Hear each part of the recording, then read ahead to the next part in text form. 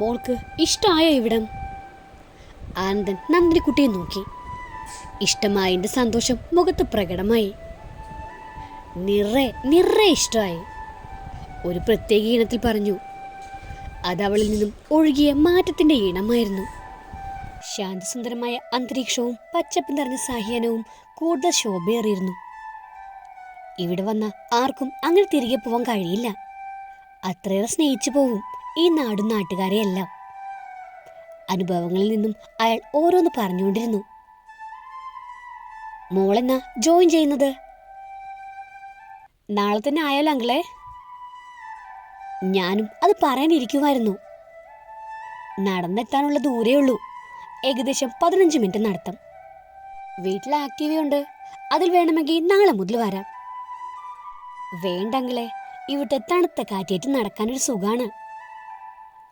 നടന്നവർ തിരികെ വീട്ടിലെത്തി. ബാലനും ഉമയും അവരെ കാത്തിരിക്കുകയായിരുന്നു. എങ്ങനെയുണ്ട് മോളെ സ്കൂളൊക്കെ? ഇഷ്ടമായോടി? ഒരുപാട് ഇഷ്ടമായി അമ്മേ. കുറച്ചുകൂടി നേരത്തെ വരാത്തതിൽ സങ്കടമുള്ളൂ. ഉമയുടെയും ബാലന്റെയും മനസ്സിലൊരു തണുപ്പ് വീണു. എരിയുന്ന വേനലിൽ പെയ്തിറങ്ങിയ മഴ പോലെ മകൾ ശാന്തമാണെന്ന് കണ്ടു. ഞാൻ ആന്റി ഒന്ന് കണ്ടിട്ട് വരാം. പുഞ്ചിരിയുടെ തുളസിയുടെ മുറിയിലേക്ക് കയറിപ്പോയി. അവർ മയക്കത്തിലായിരുന്നു. നന്ദിനിക്കുട്ടി അരികിൽ നിന്ന് നെറ്റിയിൽ ചുണ്ടുകൾ അമർത്തി മെല്ലെ മുടിയിൽ തഴുകി അങ്ങനെ കുറച്ച് സമയമിരുന്നു. അടുത്ത ദിവസം രാവിലെ നന്ദിനിക്കുട്ടി ഒരുങ്ങിയിറങ്ങി. സാരിയാണ് വേഷം. അതിലവൾ കൂടുതൽ സുന്ദരിയായിരുന്നു. ദേ മോളെ, പുതിയ ഫോൺ, പുതിയ കണക്ഷനാണ്.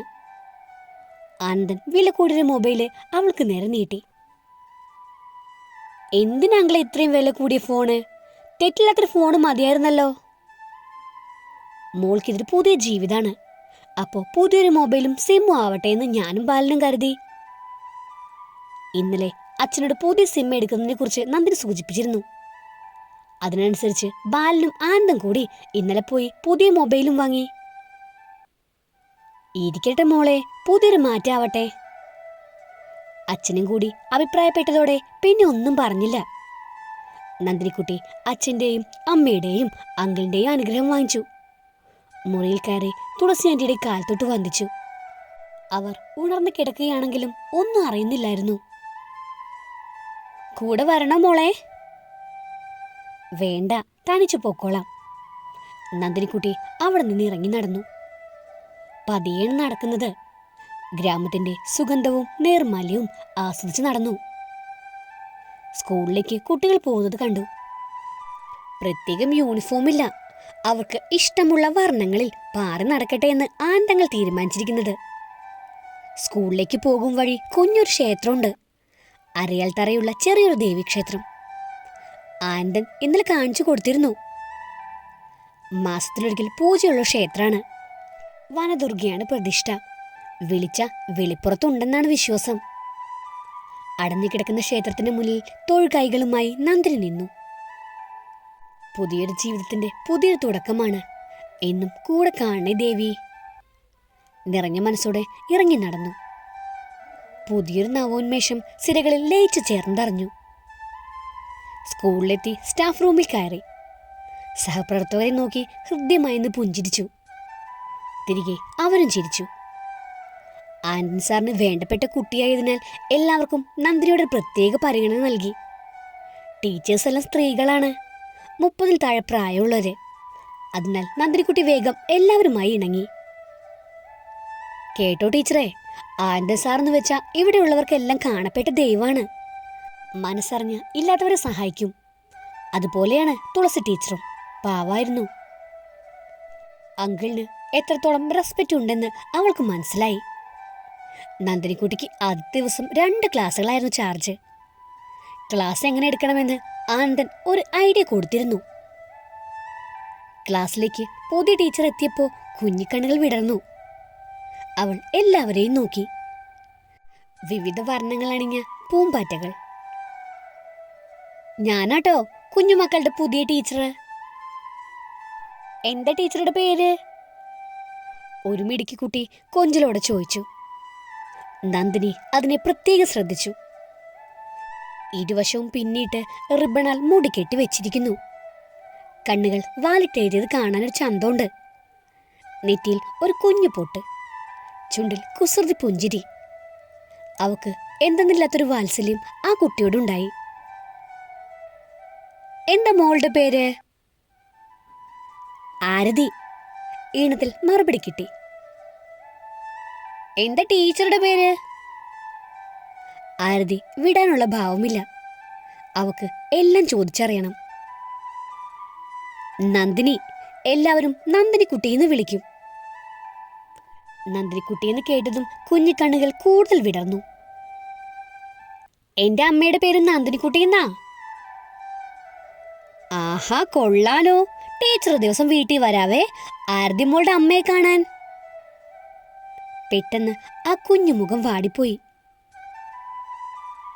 എന്തു പറ്റി മോളെ? വീട്ടിൽ വന്നാൽ എന്റെ അമ്മയെ കാണാൻ പറ്റൂല. എന്നാരാ പറഞ്ഞത്? അച്ഛ. അമ്മയെ കാണണമെങ്കിൽ എന്താ ചെയ്യാ? രാത്രിയാവണം, അങ്ങനെ ആകാശത്ത് നക്ഷത്രമായി വരുമെന്നാ അച്ഛ പറഞ്ഞത്. ഒരു നിമിഷം നന്ദിനിക്കുട്ടി നടുങ്ങിപ്പോയി. അവൾ വല്ലാതായി. എന്തിനാ ടീച്ചറമ്മയെ കരയുന്നത്? ആരതി മോക്ക് സങ്കടം വരും. കരയുന്ന നന്ദിനിക്കുട്ടിയുടെ മുഖത്തെ കണ്ണുനീര് കുഞ്ഞു വിരലുകളാൽ തുടച്ചു കളയാൻ ശ്രമിച്ചു. അവളുടെ മനസ്സിൽ നോവുണർന്നതും ആരതി എന്ന മിടുക്കി പെണ്ണിനെ ചേർത്ത് പിടിച്ചു. ഉച്ച കഴിഞ്ഞതോടെ നന്ദിനിക്കുട്ടി വീട്ടിലെത്തി. പതിവിലധികം മുഖം പ്രസന്നമായിരുന്നു. മകൾ സന്തോഷത്തോടെ കയറി വരുന്നത് കണ്ട് ഉമയുടെയും ബാലന്റെയും മിഴികൾ തിളങ്ങി. സ്കൂളിലെ പുതിയ അന്തരീക്ഷം മോൾക്ക് നന്നായി ഇഷ്ടപ്പെട്ടെന്ന് മനസ്സിലായി. മോളെ, ഊണെടുത്ത് വെക്കട്ടെ? ഞാൻ ആന്റിയെ കണ്ടിട്ട് വരാമേ. ഉമ്മയോട് പറഞ്ഞിട്ട് തുളസിയുടെ മുറിയിലേക്ക് കയറി. അവർ മയക്കത്തിലായിരുന്നു. എങ്കിലും പതിവ് പോലെ അവളുടെ നെറ്റിയിൽ മൃദുവായി ചുംബിച്ചു. അവളിൽ നിന്നൊരു തുള്ളി അവർക്കായി ഇറ്റ് ആ നെറ്റിയിലേക്ക് വീണു. പതിയെ മുറി വിട്ടിറങ്ങി ഡൈനിങ് ടേബിളിനരികിലെത്തി. അച്ഛനും അമ്മയും അവളെയും പ്രതീക്ഷിച്ചിരിക്കുന്നത് കണ്ടു. അങ്കിൾ എവിടെ? കൈ കഴുകി ഇരിക്കുന്നതിനിടയിൽ അയാളെ കാണാതെ ചോദിച്ചു. അവനെന്തോ അത്യാവശ്യമായി പോയതാ, വരാൻ ലൈറ്റാവും. അച്ഛൻ പറഞ്ഞത് കേട്ട് മുഖം വാടിപ്പോയി. ആരതിയെക്കുറിച്ച് കൂടുതൽ അറിയാനൊരാഗ്രഹം മനസ്സിൽ ഉടലെടുത്തിരുന്നു. അങ്കിളിന് ചിലപ്പോൾ തന്നെ സഹായിക്കാൻ കഴിയുമെന്ന് അവൾക്ക് തോന്നിയിരുന്നു. ഊണ് കഴിഞ്ഞ് നന്ദിനി തന്റെ മുറിയിലേക്ക് പോയി. കുറച്ചു സമയം അങ്ങനെ കിടന്നു. കുറച്ചു കഴിഞ്ഞപ്പോ ഉമ മുറിയിലേക്ക് കയറി വന്നു. എന്താ മോളെ, ക്ഷീണുണ്ടോടി എന്ന് ചോദിച്ച് അരികിലേക്കിരുന്നു. ഒന്നുമില്ലമ്മേ, വെറുതെ കിടന്നതാ. എഴുന്നേറ്റ് അമ്മയുടെ മടിയിൽ തലവെച്ച് അവൾ കിടന്നു. ഉമ മകളുടെ കവളിൽ അരുമയോടെ തലോടി.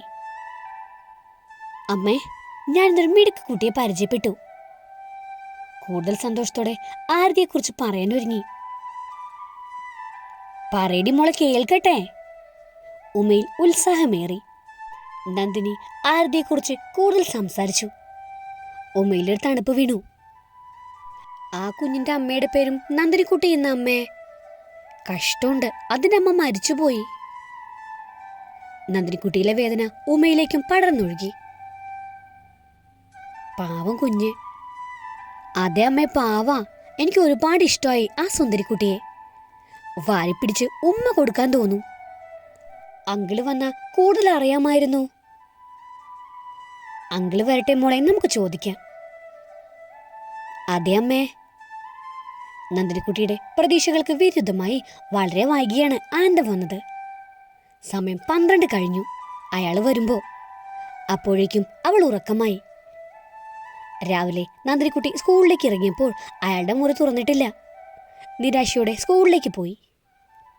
ക്ലാസ് തുടങ്ങിയപ്പോഴാണ് ആശ്വാസമായത്. ആരതിയെ കാണാലോ. സന്തോഷത്തോടെ ക്ലാസ്സിലേക്ക് കയറി. അവളെ തിരഞ്ഞ കണ്ണുകൾ നിരാശപ്പെട്ടു. ആരതി വന്നിട്ടില്ല, എന്തു പറ്റിയാവോ? ആരതി ഇനി വരില്ലേ? മനസ്സ് വെമ്പൽ കൊണ്ടു അവളെ കാണാനായി.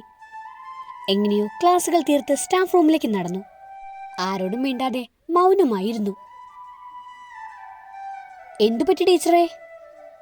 അടുത്തുനിന്ന് ടീന അവൾ ശ്രദ്ധിച്ചു. ഒന്നുമില്ല ടീന, നാട്ടിലെ കാര്യങ്ങൾ ഓരോന്നോർത്തു പോയതാ. വിളറിയൊരു പുഞ്ചിരിയോടെ മറുപടി കൊടുത്തിട്ട് വീട്ടിലേക്ക് പോന്നു. അങ്കിൾ എവിടാച്ചാ? ബാലനെ കണ്ടതോടെ വേഗം ചോദിച്ചു. പുറത്ത് കാറുണ്ടായിരുന്നില്ല അയാളുടെ. കുറച്ചു ദിവസം അവൻ ബിസിയാണ്, വൈകിയേ വരൂ, എന്തോ അർജന്റ് ഉണ്ടത്രേ. ബിസിനസ്സുകാരുടെ ജീവിതം തിരക്കിൽ നിന്നും തിരക്കിലേക്കാണ്. സമാധാനമായി കുറച്ചു സമയം പോലും ഇരയ്ക്കാൻ ചില സമയങ്ങൾ കഴിയാറില്ലെന്ന് അവൾ വേദനയോടെ ഓർത്തുപോയി. തുളസിക്കൊപ്പായിരുന്നു വൈകുന്നേരം മുഴുവൻ. രാത്രിയിൽ കുളിക്കഴിഞ്ഞ് നേരത്തെ കിടന്നു. ഓരോന്നും ആലോചിച്ച് ഉറങ്ങിപ്പോയി. അടുത്ത ദിവസം നന്ദിനിക്കുട്ടി സ്കൂളിലേക്ക് പോകും മുമ്പേ വനദുർഗ ക്ഷേത്രത്തിലേക്ക് കയറി. തൊഴുകൈകളുമായി അമ്മയ്ക്ക് മുമ്പിൽ നിന്നു. അമ്മേ, ദേവി ആ കുട്ടിക്ക് ഒരാപത്തും വരുത്തല്ലേ. മനമുരുകി ദേവിയോട് പ്രാർത്ഥിച്ചു. ശേഷം അവിടെ നിന്നിറങ്ങി സ്കൂളിലേക്ക് പോയി. സ്റ്റാഫ് റൂമിൽ കയറാതെ നേരെ ക്ലാസ്സിലേക്ക് ചെന്നു. ആരതിയെ അവളുടെ സീറ്റിൽ കണ്ടതും കണ്ണുകളിൽ സന്തോഷം നിറഞ്ഞു. ടീച്ചറമ്മേ! നന്ദിനിയെ കണ്ട് ആരതി ഓടി അരികിലെത്തി. എന്താ മോളെ ഇന്നലെ വരാഞ്ഞത്? സങ്കടത്തോടെ ചോദിച്ചതും ആ കുഞ്ഞുമുഖം പെട്ടെന്ന് വാടിപ്പോയി. അതച്ഛ എന്നും കൂടിയ ടീച്ചറെ, എഴുന്നേറ്റ് താമസിച്ചാ, അതാ വരാഞ്ഞത്.